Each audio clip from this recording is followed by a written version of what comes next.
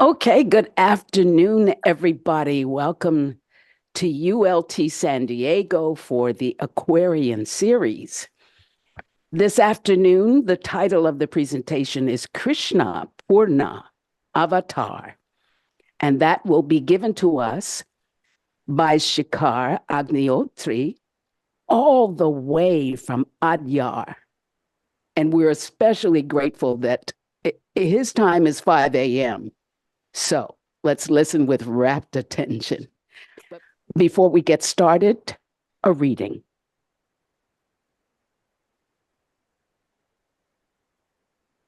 This from the Bhagavad Gita. If thou, O Lord, thinkest it possible for me to see it, do thou then, O Lord of yogis, show me thy imperishable self. The blessed Lord said, Behold, O Arjuna, forms of mine, by the hundreds and thousands of different sorts, divine and of various colors and shapes. But you are not able to behold me with these, your own eyes. I give you the divine eye. Behold my lordly yoga. Sanjaya said, Having thus spoken, O king, the great lord of yoga, Hari, Krishna, showed Arjuna his supreme form as the Lord, with numerous mouths and eyes, with numerous wondrous sights, with numerous divine adornments, with numerous divine weapons uplifted. Such a form he showed, wearing divine garlands and apparel anointed with divine unguents. The all-wonderful, resplendent being is endless with faces on all sides. If the splendor of 1,000 suns were to blaze out simultaneously in the sky, that would be the splendor of that mighty being. There, in the body of the God of gods, Arjuna then saw the entire universe resting in one, with its myriad of divisions. Then Arjuna, filled with wonder and hair standing on end, bowed his head to the god and spoke with palms joined. Arjuna said, "O God, I see all the gods in your body, as well as hosts of various classes of beings, Brahma, the Lord seated on the lotus, all the sages and the celestial serpents. You are the imperishable, the supreme being, worthy of being known. You are the great treasure house of this universe. You are the imperishable protector of the eternal Dharma. You are the primal person, I believe." The blessed Lord said, "O Arjuna, this cosmic form has graciously been shown to you by me through my own yogic power. It is full of splendor, primeval and infinite. This cosmic form of mine has never been seen before by anyone other than you. Neither by the study of the Vedas, nor by gifts, nor by sacrifices, nor by severe austerities can I be seen in this form in the world of men by any other than yourself, O great hero of the Kurus, Arjuna. But by single-minded devotion, I can be known, seen, and entered into in reality, O Arjuna. He who does actions for me, who regards me as the supreme, who is devoted to me, who is free from attachment, who bears no enmity towards any creature, he comes to me, O Arjuna." And now we give you our very own Shikhar Agnihotri. Thank you, Monica, first of all, for setting up the tone of today's session with that wonderful passage from the Bhagavad Gita. And dear and respected sisters and brothers from ULT San Diego and anybody else who is watching, heartily greetings from Adyar and namaste to all of you. And I would like to start today's session, I normally do, with an invocation also to the Guru principle that is teaching us all the time in different forms in our daily life. Om Guru Brahma, Guru Vishnu, Guru Devo Maheshwara, Guru Sakshat Parabrahma, Tasmai Shri Guruve Namaha.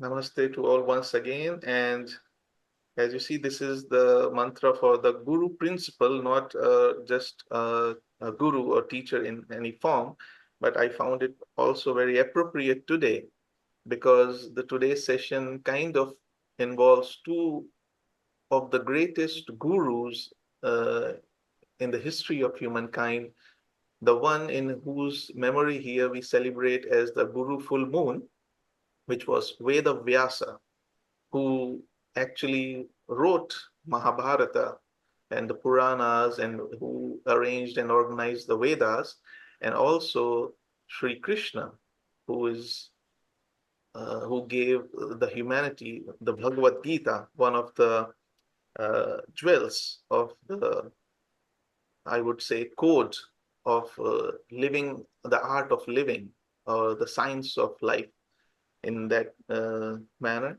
And so today's session, first of all, I am very thankful and grateful to ULT San Diego for giving me this opportunity to share some of the things about Sri Krishna on the eve of his birthday, which is coming up tomorrow. As per here in India, it's 26th August. It's called Krishna Janma Ashtami. Ashtami means 8. So that is wonder. I feel very grateful for that, and thank you for that. And just we will come to the Purna Avatar part in the presentation later, but just to begin with, that the variety of ways that Sri Krishna has been worshipped by his devotees is just amazing. I mean, people worship him as a child, people worship him as a statesman, people worship him as a warrior, people worship him as the king of yoga, and people worship artists, musicians, dancers, and whatnot. I mean, see in any field of life the possibility that there is something to draw, some inspiration to draw from his life that was historical as well as it was allegorical. I mean, it was a historical personality, as HPB also said, but along that, if we study the Mahabharata in an allegorical form, it is still applicable to our daily life. And there is a lot of things to learn from that. And I have seen Bhagavad Gita being taught in the institutes of management. I mean, it is so full of pearls of wisdom that, it is maybe one of the reasons that he's called a Purna Avatar. And as such, in Bhagavad Gita, chapter 7, he himself says that in whatever form a devotee seeks to worship with faith, I study the faith of such a devotee in that form. So in today's session, I would just like to quickly go through the meaning and some of the esoteric aspects of the avatara, and then type the avataras in the Hindu pantheon, and then coming to Krishna's life. And I have selected some of the instances from his life to share, and a couple of messages from Bhagavad Gita. Let's see how it goes. So, avatara, the word avatara in Sanskrit is a compound word of ava means down and tar derived from the root verb three, which means a passing to pass. So avatara means a passing down or a stepping down of the divine potency, especially. Otherwise, it can be used for other references also, but in this case, what we are studying, it is the stepping down of the divine potency, which is generally rendered as a divine incarnation. The important thing in this is this coming down is not as per a personal karma, but for doing the necessary course correction within the law of karma in the implementation of the divine plan. And this principle, this ever pervasive divine principle, is termed as Mahavishnu, about which we will talk about shortly. And this is himself by Lord Krishna. It is mentioned in Bhagavad Gita that even though myself unborn, of changeless essence, and the Lord of all existence, yet in presiding over nature, which is mine, I am born, but through my own Maya, the mystic power of self-ideation, the eternal thought in the eternal mind. So I do not come across any, in the various avatars who has so clearly, emphatically, and very, very strongly asserted this fact that he or she is the manifestation of the divine principle by his or her own yogic powers. So that's something that we see in the life of Krishna very often, maybe one of the reasons to call him a Purna Avatara. So then the mystery of Avatara. Now in Secret Doctrine, HPB writes, just to give us a hint, that there is a great mystery in such incarnations, that they're outside and beyond the cycle of general rebirths, as we know, that there is a common law, the natural succession of birth and death and the birth reincarnations. And then there are nirmankayas, those of the adepts who give up nirvana, remain in this sphere of the earth, in the subtle planes, for the sake of helping of humanity. And from time to time, they manifest or attach themselves with different saints or even with different avatars to help the humanity. And then there are divine incarnations from the higher spheres, higher spiritual realms, which we know as avatars. Now, what is actually an avatara means? What is this thing, divine potency that is coming down? So HPB in Secret Doctrine very clearly writes that it is a descent of the manifested deity.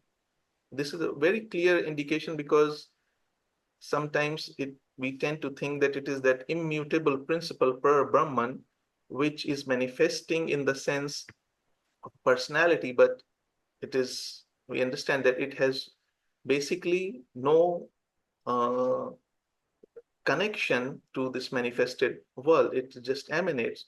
So actually what is coming down under the name of Avatara is the manifested deity, whether under the specific name of Shiva, which is a regenerative force in cosmos, or Vishnu, or Adi Buddha, which is the all-pervading supreme and absolute intelligence, again, coming down from time to time into an elusive form of individuality.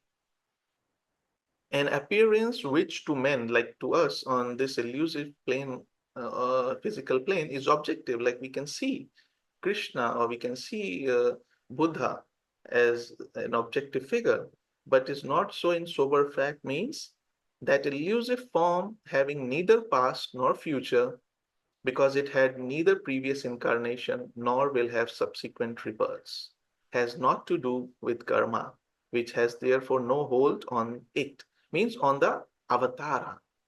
We are not talking about here the personality that is being manifested, but that essence, that manifested deity which is coming, is not having a future or previous manifestations in the sense in that personality. So karma has no hold on it. Now, how does this thing happen? This avatar means if there is if something is happening in some system, there must be some provision for it in that system, like whether it's computers or whether is any other system. If something is happening like technical thing or any other addition, modification, course correction, it means there is a provision of that in the very system itself. So this mysterious principle that we just talked about in nature is called Mahavishnu, which is not the God of that name in the Hindu Trinity, which is Brahma, Vishnu, and Mahesh, which is equivalent to the son of the Son in the Christian Trinity, but a principle which contains the seed of avatarism, or in other words, the potency and cause of such divine incarnations. And all the world saviors, the bodhisattvas and the avataras, are the trees of salvation grown out of this one seed, which is in Sanskrit called the beach or Mahavishnu, and it is all the same. So basically, they are all coming from the same source, from the same principle. Although in the manifested world, our minds seem to see it belonging to different, places, different manifestations, different expressions of truth, and we think they are different, but they are all coming from the same source as theosophy teaches. And how does this happen this is from also secret doctrine that understood esoterically, because Vishnu is both Sagun and Nirgun, which means Sagun means with attributes, Nirgun means without attributes. So in the first aspect, Vishnu is the object of exoteric worship and devotion. People like in any god with the attributes. In the second, as Nirgun or without attributes, he is the culmination of totality of spiritual wisdom in the universe, like Adi Buddha or Nirvana in short, and has worshippers of all philosophical minds. So, in that sense, the Lord Buddha was also an incarnation of Mahavishnu, as is any other avatar. So, this is what from the philosophical and purely spiritual standpoint, HPB says, but from the plane of illusion, however, she says those who are initiated, they know that Buddha was direct incarnation of one of the primeval sons of light who are to be found in every theogony, the Dhyani Chauhans, whose mission it is from one eternity to the other to watch over the spiritual welfare of the regions under their care, and so was Krishna. And we talked about the seed, but what about the source of the avatars? Again, from Secret Doctrine, HPV says that thus all the avatars are one and the same, the sons of their father in a direct descent and line. The father or one of the seven flames becoming for the time being the son, and those two being one in eternity. That is basically seven flames, the prototype of everyone, every individual. So what is the father? Is it the absolute cause of all? She says, no, most decidedly. It is the Karanatma or the causal soul, which is called by the Hindus Ishvara or the manifested deity, the Lord, and by Christians, God. That is the manifested deity. And in ancient symbolism, it is said it was always the sun, the spiritual sun, not the visible sun, that was supposed to send forth the chief saviors and avatars. Hence, the connecting link between the Buddhas, the avatars, and so many other incarnations of the highest seven. The closer the approach to one's prototype, in heaven, the better for the mortal whose personality was chosen by his own personal deity, that is the seventh principle, as its terrestrial abode. And okay, so the Vishnu aspect may be made equivalent to one of the particular ray of seven sons of light and acts as a focusing point of this avataric messenger. Means that is Mahavishnu principle can be one of the rays of the primeval sevens from the spiritual sun. And thus the source is still the sun, the seed of avatarism is the Mahavishnu principle, and then one of the seven sons of light come down or descend to this manifested world as that we know as Avatara.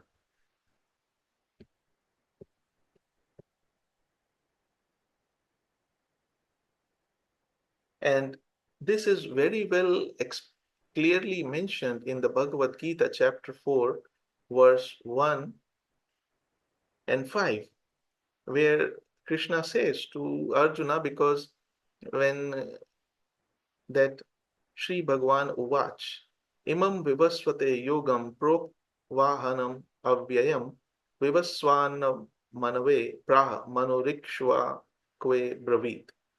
He said that I taught this eternal science of yoga to the sun god, who passed it on to Manu, and Manu in turn instructed it to Ikshvaku, the first king of solar dynasty. So this very verse in itself carries this sense, and the consequential question by Arjun to Krishna that, I mean, you are born just as in the same times as me, and maybe a few years older to me.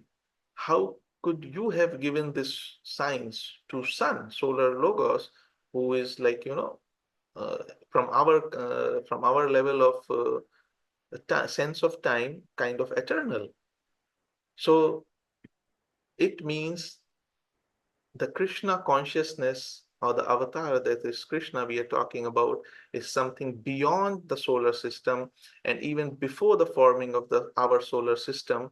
And that is why when the solar system was formed during those times when the things were coming into being, that uh, again one of the primeval sevens gave that knowledge, gave that wisdom to the solar logos of our solar system. And in the same time, Krishna says that yes, I am in your time, but many, many births of you and I have passed. I can remember all of them, but you cannot, O Arjuna.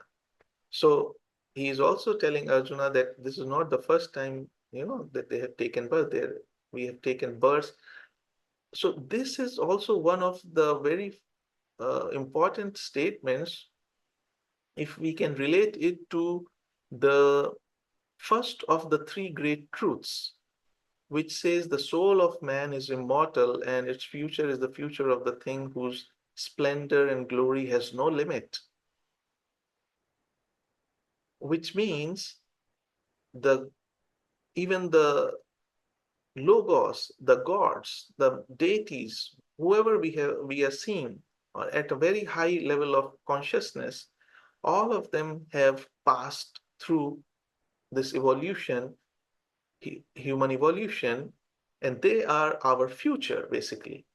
And we are in a way their past, that they have passed through this stage and we are yet to reach there. So this fills up, I think, in my understanding, the great abyss that has been created by human mind in this,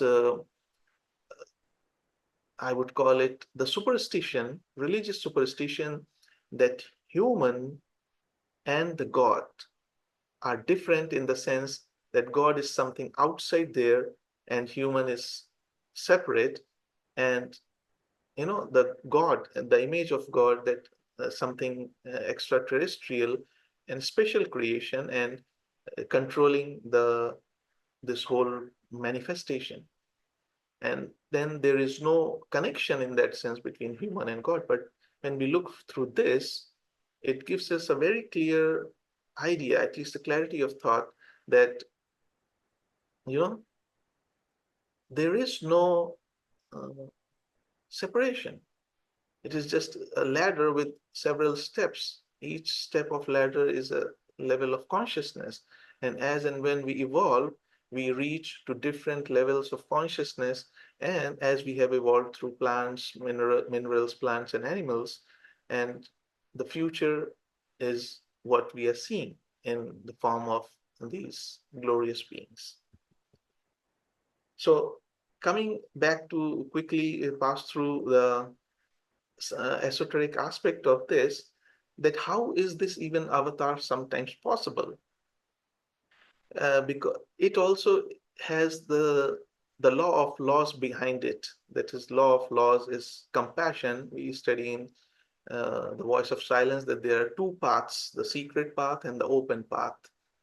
The secret open path is a person is individual is trying for individual nirvana or moksha and merging into the universal consciousness. And then the secret path is in which the um, open path is the bliss immediate, but secret path is the bliss deferred, that the person, individual adept, does not go into nirvana, but remain here for the welfare of the humanity out of compassion.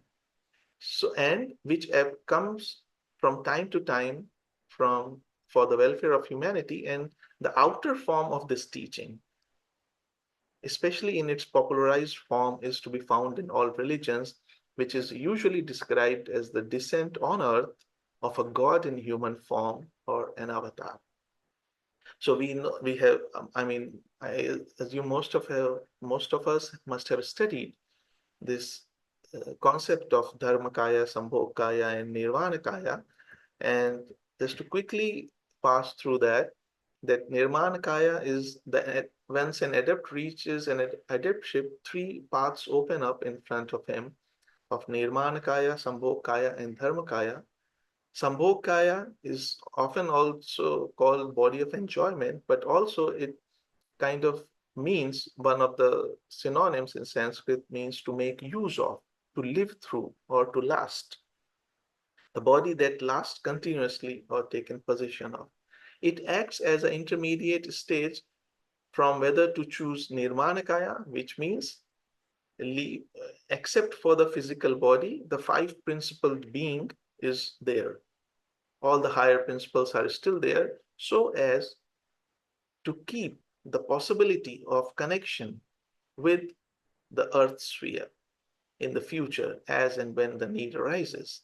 And Dharmakaya, which means the body of the law or no body, the consciousness merged in the universal consciousness, then there is no more possibility of coming into touch with terrestrial affairs unless on its, with no possibility on its own, unless a support or help, assistance is given by another agent who will supply the lower principles to this Dharmakaya, who is the monad in its essence, the Atma and the Buddhi, the higher component of an avatar that we talked about, the avataric messenger. And the lower components are the ones which are supplied by the Nirmanakaya. So that is called the ultimate sacrifice of an adept. Why? Because though he can never lose the knowledge acquired by him in previous existence, yet he can never rise higher in such borrowed bodies.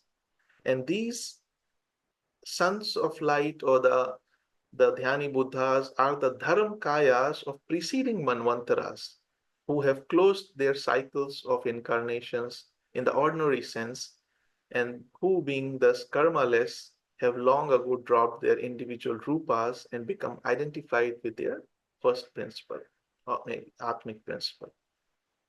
So it is hence the necessity of the sacrificial Nirmanakaya, ready to suffer for the misdeeds or mistakes of the new body in its earth pilgrimage. So just wanted to share about this, that how actually it is possible. And this is actually the hidden esoteric explanation of also when Shankara, Adi Shankaracharya, who came about 50, 60 years after Buddha, was called Prachan Buddha. Prachan Sanskrit word means hidden, like under a veil. Although people say that Adi Shankaracharya, removed Buddhism from India and reinstated the Sanatan Dharma, and or or Buddha, cleared the Sanatan Dharma from India and established Buddhism, and so Buddhism, Buddha and Shankara are kind of antagonistic to each other, but that's how the appearances can be deceptive, because inside what is happening is Shankara, because the teachings of Buddha, and this HPB has written in her collected writings, created a kind of confusion. Although his messages and everything were great and for daily life and for everyone and how to reach the enlightenment, but his denying of everything beyond physical body, or remaining silent on the questions of the subtle bodies or the Atma, etc., created a lot of confusion in the great philosophical minds of India who were following the Brahmanical teachings, philosophy. So to do that course correction, Shankara, again, one of the primeval seven sons of light, Adharmakaya, had to come down, but he did not have the lower principles. So those lower principles were provided, basically the manas, the middle component, by the Buddha's remaining principles. So actually, they were working together in that sense. And just to quickly pass through one of the other appearances, Avatar is, of course, the full, the manifestation in the body, but there is also a word called Avesh or Theophania, which is generally accepted meaning is the communication between gods and those initiated mortals who are spiritually fit to enjoy such intercourse. Meaning, although it is uh, a presence of God in an individual through a medium, but an actual, even temporary incarnation, the blending of the personal deity, the higher self, with the man, with the personality, its representative agent on the earth. So this is called theophania, which HPB says this is neither avatarism nor is the man is a jivan mukta or nirvani, but it is wholly an exceptional case in the realm of mysticism. And in this case, after the physical death, the astral principles, since they are so pure and so clear, that they cannot be subjected to a natural dissolution like those of common mortals. So they remain in our sphere within the human attraction. And thus, it is not only a Buddha, a Shankaracharya in our sphere, or a Jesus who can set to animate several persons at one at the same time, but it can be some other principles of another adept that may be animated.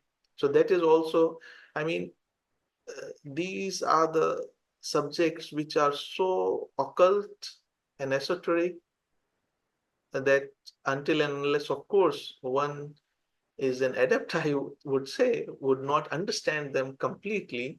But we are trying to try to use our minds to understand and maybe get a glimpse of something here and there. Uh, that is the thing we are doing. But it gives us a sense of the thing that what are the various possibilities, and things are sometimes not as what they seem to be. And there is another way of an adept continuing the teachings. When an adept reaches in his lifetime the state of holiness and purity, at death again his astral body becomes as solid and tangible as a late body. And it may remain visible or invisible at the option of adept. And this is one way the adept can work on earth after renouncing nirvana, or he can avail himself of an entirely new physical body, of a new infant be born, or by entering a deserted sheath, that is the physical body, and living in it as long as he chooses. This is called the continuous existence. Such is the doctrine taught, and as also done by Shankaracharya when he entered in the body of a dead king to gain some experience and then came back to continue his dialogue with another person who asked, who was a lady who asked him that question about that experience. So again, also just wanted to share that what is the need of an avatara? In the Secret Doctrine stanza 2, it says, nature unaided fails. And the physical nature, when left to herself, that is the earth, in the creation of animal and man, is shown to have failed. She can produce, that is the earth, can produce the first two and the lower animal kingdoms, but when it comes to the turn of humans, spiritual, independent, and intelligent powers are required for this creation, besides the physical, the coats of skin and the breath. So this divine intervention or divine descent has been the need, and I think it's a part of a system rather than an exception. And that is why when Krishna says in the Bhagavad Gita, yada yada hi dharmasya glanir bhavati bharata abhyuttanam adharmasya tadatmanam srajamyaham paritranaya sadhunam vinashaya cha dushkritam dharma sansthapanarthaya sambhavami yuge yuge. Means whenever and wherever there is a decline of dharma and a predominant rise of adharma, at that time I descend myself, I take birth. Why? To deliver the pious and to annihilate the miscreants, as well as to reestablish the principles of dharma. I appear myself millennium after millennium. So it means that this is also kind of a law that whenever in the system there is some, in the current terms, we can say that some virus has entered in the system. So we have to run the scan and we have to use the antivirus to clear the system, at least temporarily for the time being, until the next virus comes. So that is why what he's saying is he's giving the conditions of that descent. And it is not him that he is saying that. It also is said by HPB in Key to Theosophy that she says, in a much different way, she says, but I must tell you that during the last quarter of every 100 years, an attempt is made by those masters of whom I have spoken to help on the spiritual progress of humanity in a marked and definite way. And then she goes on to say that we can, towards the close of each century, you will invariably find that an outpouring or upheaval of spirituality, or call it mysticism if you prefer, has taken place. So again, and basically I think it's kind of linked to the cycles that whether it is a century or a yuga, whenever it's the last part, so something descends so that to give an impulse for the next cycle that will last for the next cycle. And that's why if we see, Kali Yuga also began when Krishna left his body. The beginning of the Kali Yuga was just 5125 years ago from today. If we can see, at the death of Krishna, the bright sun god, the once living hero and reformer.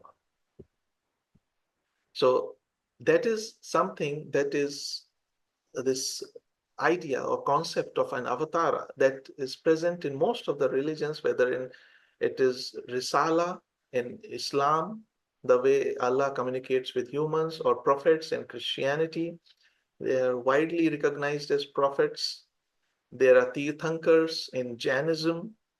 Tirthankara means the ford maker, the bridge maker between the human and the divine entity.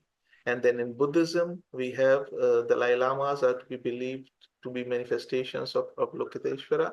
So I think this concept of avatars is a common ground where in many religions that we come to see. Then coming to the avatars in the Hindu pantheon, since there are so many deities, so also there are so many avatars of different deities. In Vaishnavites, they have Vishnu, avatars of Vishnu. Then there is Mother Goddess, which is called Shakti. So she is also said to have different avatars. And then Shiva's avatars, although the avatars of other deities, such as Shiva and Brahma, are also mentioned in medieval Hindu texts, but this is minor and occasional, not like the avatars of Vishnu, which are very well defined and clearly explained. And avatars of Vishnu, there are also a couple of lists, which are, some of them say was 10 avatars, which is called Dashavataras in Garuna Purana, and others say there are 24 avatars in the Bhagavad Puran, though the Bhagavad Puran also says that the incarnations or avatars of Vishnu are innumerable. And in that sense, if we see it esoterically, that each individual's prototype is actually, each individual is kind of an uh, coming from the same source, from the primeval sons of light. Each individual has its own personal deity. So each individual is, which is in its turn coming from the sun, a spiritual sun or Mahavishnu principle. So in that sense, yes, there are innumerable avatars.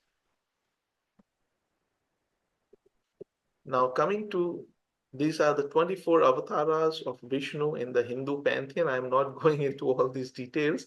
I would go straight to the 10 avatars of Vishnu. From left, it's the fish, tortoise, boar, man, lion, dwarf, and then 6 is Parshuram, and then Ram, and then Krishna, Buddha, and the 10th avatara, which is yet to come as per the scriptures, is called Kalki Avatara. And these avatars, although they were earlier even, uh, it's a pity that even many of the people following the Hindu religions, they sometimes, due to the complexity or the allegorical form of these presentations, you know, do not kind of believe or do not try to see the possibility that of the wisdom that is conveyed through these allegorical texts. So, and that's why some modern interpreters interpret Vishnu's main avatars, 10 main avatars, as an ascending form of from simple life forms to more complex life forms. And it was such an interpretation was first propounded by one Gaudiya Vaishnav saint Bhakti Vinod Thakur in his 1873 book Datta Kastu, and again in his 1880 book called Krishna Sanhita. And HPB also reiterated this in her 1877 book Isis Unveiled. And the similar thing also was said by Aurobindo, Sri Aurobindo, that he called it a parable of evolution, one which does not endorse evolution as per Darwin, but hints at transformative phases of spiritual progress. That initially there was water species, fish, then amphibious species, tortoise, then mammals, boar, then man lion, that is the last animal and semi-human creature, then Vamana means dwarf, growing dwarf, and first step towards the human form, the dwarfed mind. Then Parshurama, an early man who started using primitive tools like axe governed by emotions. Then Rama, the ideal hero, physically perfect. And then Krishna, which is Vishnu incarnating as God, as Purna Avatar. And then Buddha, the founder of Buddhism, an enlightened human being. And the Kalki, the next step in evolution, yet to happen, And there is a great deal of description about his coming also. But now here, just a quick view of the Purna Avatara and the Ansha Avatara, means full and partial. There is something called kalas in Hindu scriptures. Kalas means arts. So Lord Rama was said to have 14 of them, while Krishna was said to have 16, and that is why, due to those two extra arts, he was said to be the Purna Avatara, the full avatar. And it does not mean that when Lord Rama came, he was not the avatara in that sense, full avatara, but basically, as we discussed, that these avatars, these descents are as per the need of the time and situation that is prevailing. So when Rama came, he had to fight, he had to fight all those uh, negative powers at his time, and one of which was Ravana, who had a boon that he cannot be killed by any divine being or anything. Anything except human. So Rama had to come as a human. He could not have shown his divine uh, powers clearly, because then he's no more a human being, just a simple human being. He is an avatar. So, and that's why if you see the life of Rama, it is very much of an ideal human being, ideal king, and following the societal laws and reforms and doing all those things. But Krishna, on the other hand, if you see, he does not mind doing anything at all, even breaking his own vow that he took, if the time, if the moment, and if that moment of time requires to save dharma, if something has to be done, he will do it. And there are many instances in his life that he has done it. Then when there was about an attack on the city where he lived from a king who had a mighty army just to catch Krishna, Krishna said, okay, I will run away from the fighting ground. Why? So that the city is saved and that king will come only after Krishna. But if we see from that point of time where the warrior class cannot run away from the fighting area, they have to either win or die. They cannot run away. That was supposed to be a very, a negative thing in those times. But he does not have any, he didn't shy away in running from the field. And that's how he got one of his names, was called Ranachor Das, means the person who quits the fight. So that's why we see in him expression of everything, artist, statesman, and at the same time protector and flutist and dancer. At the same time, he's fighting the warriors at the same, not at the same time, but in different phases of times. He has expressed so much that he is, there is no other way of calling him a Purna Avtaras, and someone who has so clearly stated his divine status couple of times in Mahabharata. And that was the difference, I think, maybe in that. And also regarding his birth at midnight, because he was born at midnight, which is also kind of case of with Jesus the Christ, that many similarities between the births of Krishna and Christ are there. The spiritual connotation of this is that from the point of view of the relationship of soul and God, daylight of the senses is the midnight or the slumber of Atman, and the daylight or the birth of Atman is the midnight or the slumber of senses. So when the Atma manifests, that is when Krishna takes birth, it is a death blow to the senses. That is the midnight. And the slumbering of the prison guards at the time of the advent of the Lord is, maybe in a way compared to the death of senses at the time of the birth of divinity.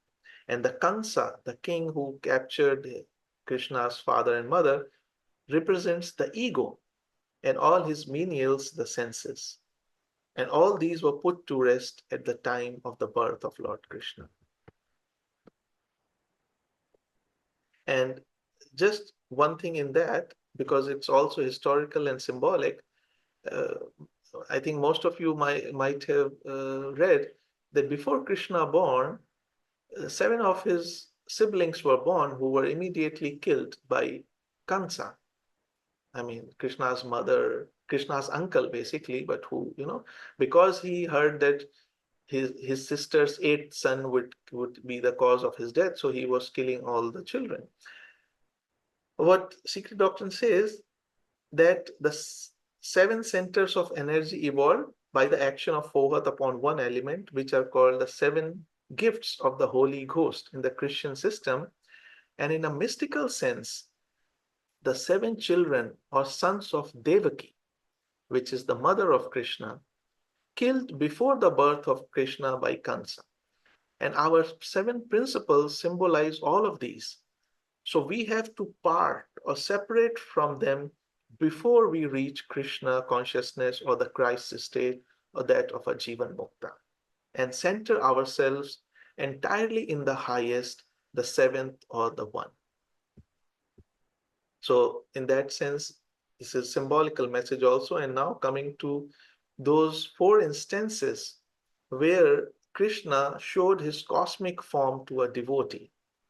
And the first one is very interesting when he was just a child and he was playing in the mud and he ate some soil as the children used to do. And now actually it is being found that soil has so many nutrients that it develops a lot of immunity in the children as long as it's clean soil, not polluted soil due to the chemicals and other things.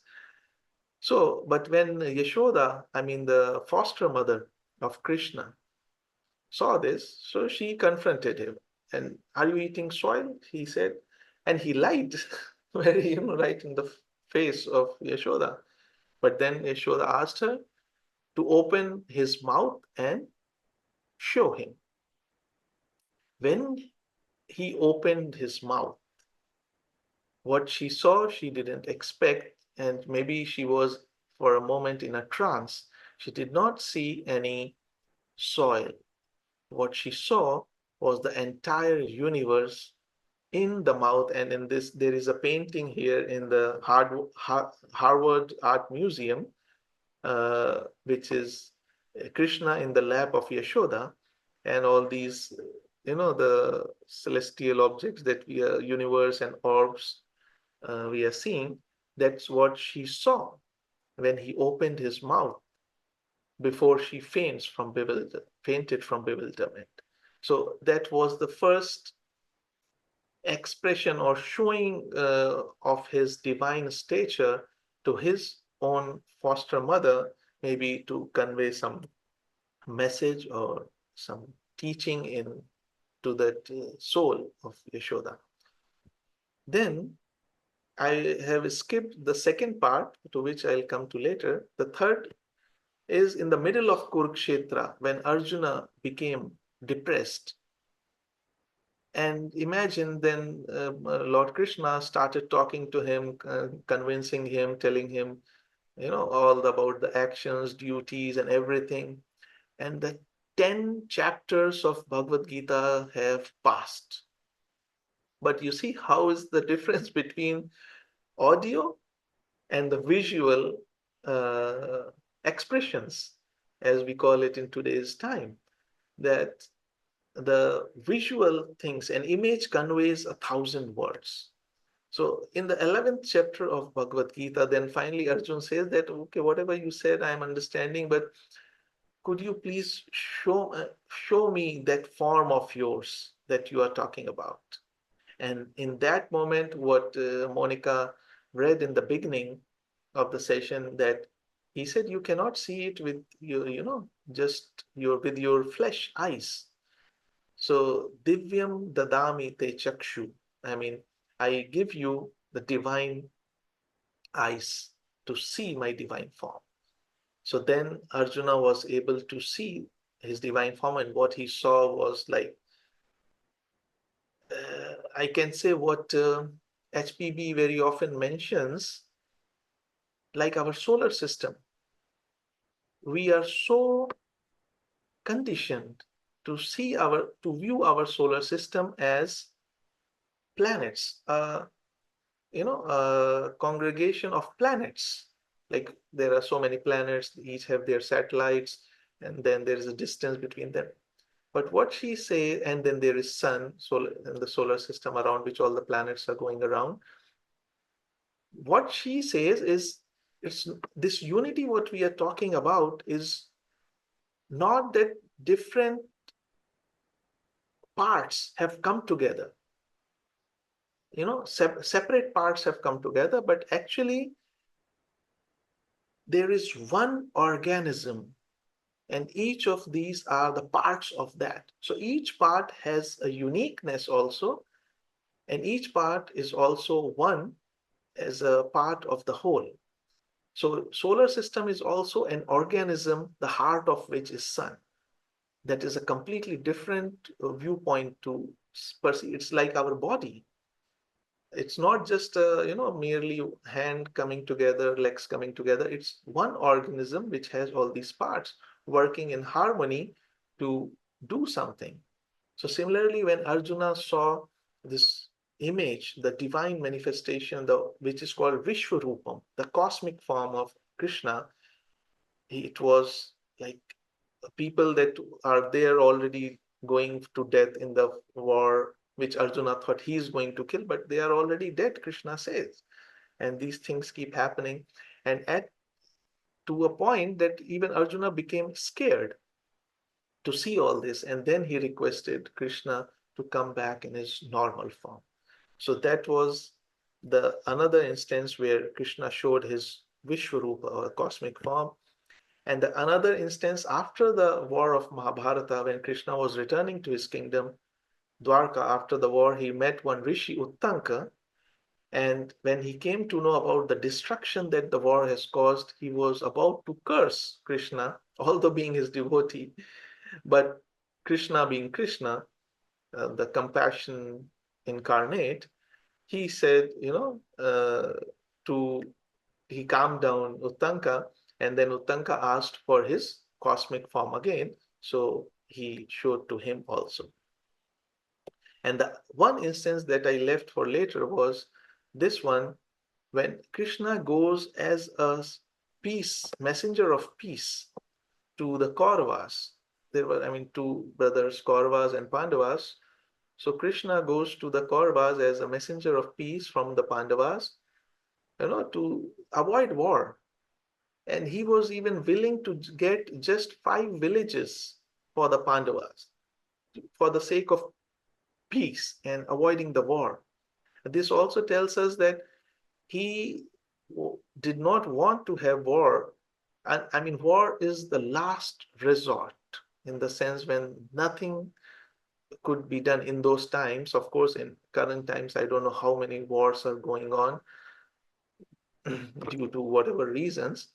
So he was there to avoid the war, even if the Pandavas got just 5 villages from the grand kingdom. But even when those were refused, and instead Duryodhana, the eldest son of Dhritarashtra, became angry, and he wanted to imprison Krishna, the peace messenger. And at that time, Krishna again challenged him, if you can imprison me, try it. And he showed his cosmic form again, but only a few of them who were pure in heart could see that form, but rest of them just could see the light. And so those were the 4 uh, uh, the showing of the cosmic forms by Krishna in the Mahabharata, and some of the underlying messages from the divine song or the celestial song, which there are many. Each person, can get the message from Bhagavad Gita just like any other spiritual text, uh, from whatever state of consciousness we are reading, or that it says about law of karma, that human is the maker of his own destiny. Talks about swadharma, means what is my duty at this in this moment of time without any personal motive, surrendering of the ego, that is small self, to the capital self. And then very important, the way that he shows of what we know as also can be a meditation practice or way of living, that the field and the knower of the field, the kshetra and kshetragna, the witness consciousness in us, that we are not the body or the emotions or the thoughts, we are the witness of all this happening. And very importantly, that we also approach in theosophy with is the spirit of inquiry. Bhagavad Gita would not have happened if Arjuna was not, questioning after questioning after questioning. If he merely believed in what Krishna said in the first chapter or in the beginning few verses, the rest of the song, the rest of the philosophy would not have had come down to us. So spirit of inquiry is very vital in one's growth. And very importantly, lastly, is what he's talking about is Buddhi Yoga. And this Buddhi Yoga, why I'm especially emphasizing, although there is Karma Yoga, Jnana Yoga, but in the end, I'll come to it, which is because it is also the Theosophical Society's first objective in the form of universal brotherhood, means oneness of life. And the Mahatma in his letters also have said that fathom the nature and essence of the sixth principle of the universe, that is the Buddhi, and universe and man, and you will have fathomed the greatest mystery in this our world.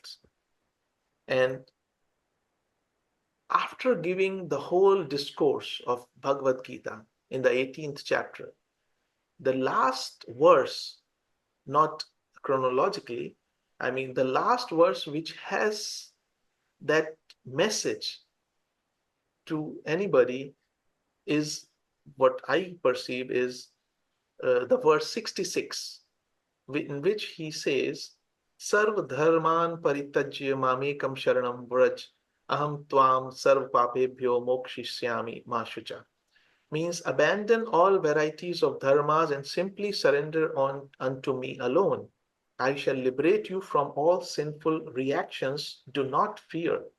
So now it can be taken either way.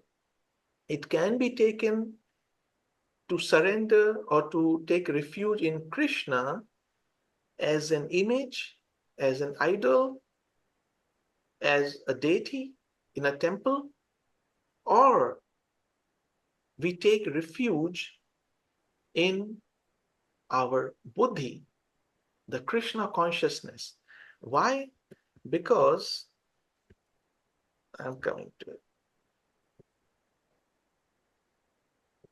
Buddhi, Sri Krishna Prem, Yogi Sri Krishna Prem, who also kind of wrote a commentary on shlokas of Zyan, he has written that Buddhi is the intuition which grasps all connections and grants us the vision of wholeness.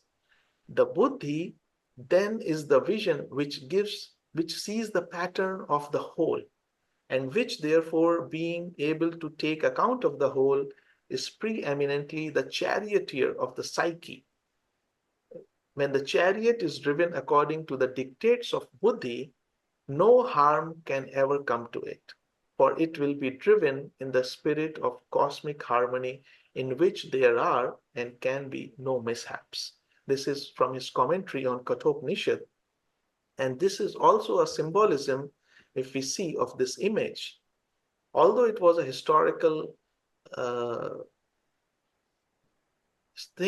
event, but if we see the horses, the reins, the chariot, Arjuna and Krishna in the battlefield, it is like right now happening within us, where the horses are the symbols of five senses. The reins, which are controlling the horses or leading the horses in different directions is our lower mind. The chariot is the body, physical body. Arjuna, the higher mind, who is thinking of, the consequences, who is asking Krishna various questions, philosophical and abstract questions. And Krishna is the buddhi, the spiritual intuition, which again is the level of consciousness where there is oneness of life. And whenever we touch that state of consciousness, of oneness of life, there is no need for thinking, there is no need for action, because then whatever is right, it happens through that person. And the battlefield is the Kurukshetra, that is our daily life. The external and the internal challenges of our daily life are the battlefield, where the reins, depends whether the horses, the senses are being controlled by the lower mind, the reins, or whether they are controlled by the Krishna or the Buddhi or the higher mind, depends where, in which direction we will go. And that is why also HPB has given so much emphasis on keeping our spiritual intuitions alive, which is the Buddhi, because she says it is not only by book study or from philosophy, but mostly from the actual practice of altruism in deed, word, and thought, because it purifies the soul and permits that light of Buddhi to shine down onto the brain mind. There is a lot, and if we see in most of the theosophical literature or any such philosophical literature, spiritual literature, it is all aimed at vitalizing our buddhi, intuition.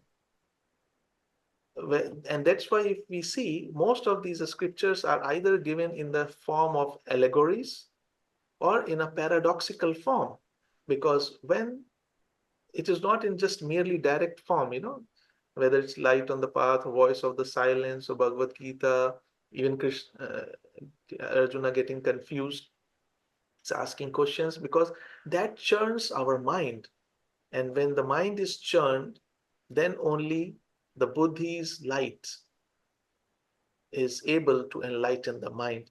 And in that sense, from my shipping experiences when I was working, there was a term called SOS. I think all of you must be aware of it, save our souls. But then when I was one day thinking, it also gave me kind of what do you call it, alchemy kind of thing, where in any situation where it is a challenge or something out of the routine or agitation or some kind of thing, we can apply this SOS as well, in a way that stop, observe, and start anew. Because normally what happens, since we are reacting through our senses and lower mind, immediately we react. But instead of that reaction, if we just stop, the moment we stop, the grip of those emotions is kind of loosened on us. And then immediately, of course, then we are at a little bit higher level to see the whole picture, observe. And when we see the whole picture, the solution, the right action automatically flows from us, that becomes a response rather than a reaction to a situation. Because that response is coming from something higher than the mind. Because we gave our higher faculty, the buddhi, a chance, a moment of break to descend, in our own little way, the descent, the avatar of the Krishna or Buddhi consciousness, to enlighten the mind and to take the right action to do our swadharma in that given situation. So with this, I don't know if I have gone beyond the time limit or something. I apologize for that. But I think there is a word, there is a phrase called here in India, Hari Ananta and Hari Katha Ananta means the divine is infinite, and talking about divine is infinite also. So we cannot go on like that forever. So I would give rest to my voice here, and I extend my gratitude again to ULT San Diego, Jonathan, for giving me this opportunity to share with you all. Thank you very much, Shikhar. Can you hear me? Yes, yes, I can hear you, Jonathan. Can you see me? That's less important, but can you see me? Yes, yes, I can see you now. Yes. Yep, we see you too. All right. We really don't have much more time, but I would like to just ask a question of you, and I'm sure others might as well. So we probably have time for 2 questions. But well, first of all, just my gratitude. So instructive, and in so many ways and so many levels. So I think we have a much better grounding in the Bhagavad Gita and in the whole idea of avatars and Buddhas and the whole idea. Sorry, Not part of you're the frozen. momentum of the system, but they come anyway. Sorry, Jonathan, you were Oh, am I having frozen for a trouble? moment, so I missed part of what you were saying. Sorry about that. There are these beings apparently that don't need to come. They're not necessarily part of the system, of the evolutionary system, but they come anyway. And you use the word course correction with reference to karma, and you even said at the end of cycles. But I had an experience when I went to Avatar, when I went to Adyar one time, the first time that I went there. And you know how you can walk down that road and go towards the east, and get on the beach, right? And I'm sure you've done this enough times. Yeah. As a matter of fact, right after this presentation, you could even go do it. But you go there and you're on the East Coast, right? And naturally you're looking to the east and there's the sun coming up, right? And the experience that I had was very unusual, I thought. Maybe it happens all the time for you guys. But first of all, it was a big fog bank, totally opaque.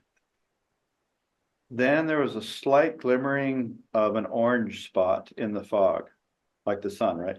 Yeah. And then the fog started clearing up, and I'm not sure I could describe this so well, but it was like the sun came through this big orange ball, and then it got obscured again, all rapidly, like it was like accelerated camera motion thing going on. And then it became invisible again. And then it came through, and then it happened like 3 times. And each time it became more apparent. And I was wondering if there's any kind of an analogy for that in the idea that these higher principles that you explained need vestures or need lower principles. It's very arcane, the thing that you were kind of delivering there. But anyway, I was wondering if there's any analogy in that for kind of understanding the idea of these divine incarnations. Okay. What you just explained about your experience at the beach, the sun coming out and then again going. Okay, for the analogy regarding the avatars, right now it's not coming in my mind. Maybe it will. But what I can relate it to is that I assume, because I think it may have happened with almost every one of us who, of course, are, doing in this path. From time to time, there are some insights that we receive, right? And those, whether it's during meditation, whether it's in a dream, or whether you are just sitting looking blank at the sky and suddenly something clicks, when we get that insight, of course, from the higher principles. But over a period of time, due to the habits of our lower nature, they get obscured again. And then after a time, you keep working, and then again that is refreshed, and then again use, oh yes, it was like this, and you keep working until and unless that insight has become a part of our daily life. I mean, there is no more covering on it, and it is manifested in our daily life. It has become a part of our life. Until then, I think these sorts of enlightenments or micro enlightenments, I would call it, they keep happening, I think, to everyone in one way or the other. Importance is how deeply and how strongly we carry it in our implementation part, and kind of helping it overpower the habits of the lower nature. And that's what I could make out of that beautiful scene that you mentioned, that the sun coming out of the clouds and going back again and coming out. And regarding the avatars, the analogy, I think, yeah, there is also, if we see a pattern in the coming of avatars, and that pattern, as I mentioned in the presentation, there are conditions also when that thing has to happen, which is very clearly mentioned, I mean, by Krishna in Bhagavad Gita, when he says that when such and such conditions happen, I come. And same thing HPB also has mentioned, that in a smaller way, that at the end of every century, the last quarter of the century, some impulse is given by those evolved beings whom we call adepts, to give a spiritual impulse for some upliftment for the next century, for the next cycle. So I think depending on the nature of the cycle, micro cycle, little bit mega cycle, and depending on the nature of work that is required to be done, the intensity and the level of avatara or the descent happens from time to time. That's all I can say. No, it's beautiful, beautiful. We probably have time for maybe one more question. Yeah, sure. Yeah. You guys know what to do. Put your hand up. Miluka's got her. Or Miluka? Yeah. Yeah, good afternoon, and thank you, Shikhar, and greetings from California, and Catalina, my beloved brother and sister. I was very inspired by the way you not only presented, it came from the bottom of your heart, but it looks like you have a deep understanding, and I haven't came across anybody that have done it the way you did it. So congratulations. I thought it was brilliantly done. And one of the questions I have is what you just mentioned about that every 25 years before the end of the cycle, that a new adept come into picture to do the next impulse. And HPB said that in the Gita, I said that too. Well, she have that input in there too. So I was wondering, so if there is only one adept, or there are many adepts, and what will happen at the closing of 2075, if there is anything written about that, because that will mark 100-year anniversary of the Theosophical movement. And we know Theosophical Society, which is part of the Theosophical movement, as well as ULT is, although it came later. I was wondering if you have any information about that. Okay, thank you, Milka, for your kind words. And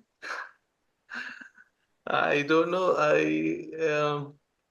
I cannot see the future as of now, so I cannot comment on that. And honestly, I do not have information on that, but I do have something to say that I don't know. Again, it's my personal observation or something. In a sense, I think the age of individual Messiah is kind of not very, I don't know. Okay, first of all, you talked about the adepts. So of course, there are several adepts that we study, and all of them are working in different ways and different forms from time to time. They, spread their teachings for the upliftment of humankind, depending on time, country, and whatever the state of consciousness of people are. But apart from that, I think what if we see the kind of evolution or kind of direction that we are seeing in the world now, I think it is the time for a collective avatar. I mean, I would not say collective avatar, but it's like forget the avatar, forget the Messiah. We have to have that descent of avatar in our mind, each individual mind.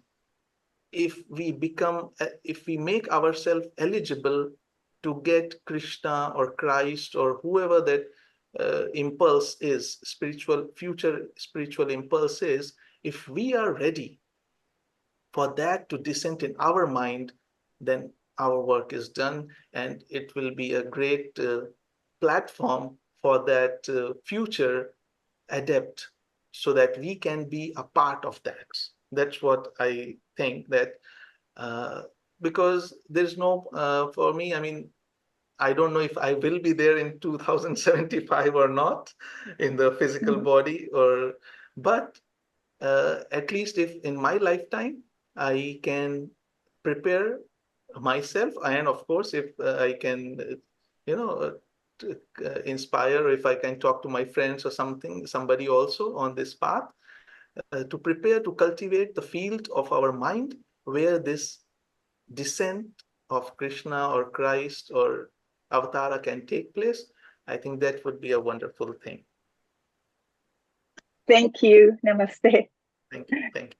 Well, thank you very much for your question, Miluka, and for all of your participation, and especially Shikhar, he says it's not a sacrifice to get up at 5 a.m.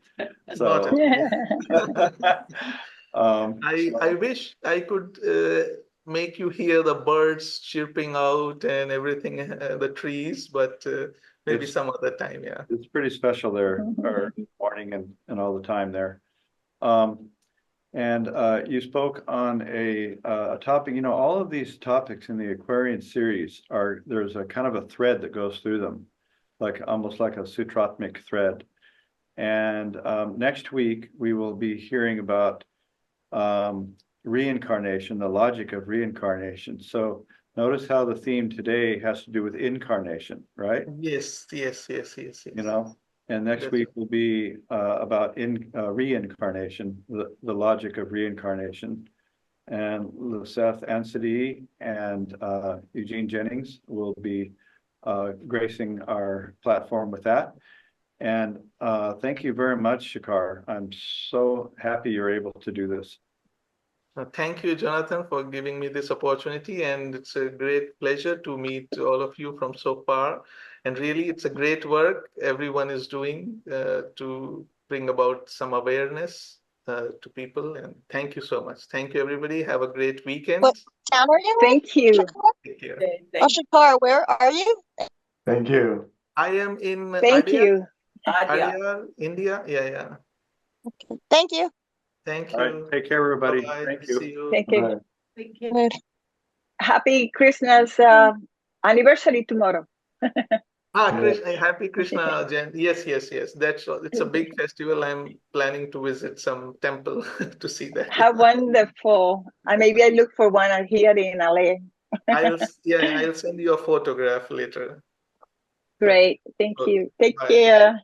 Take care.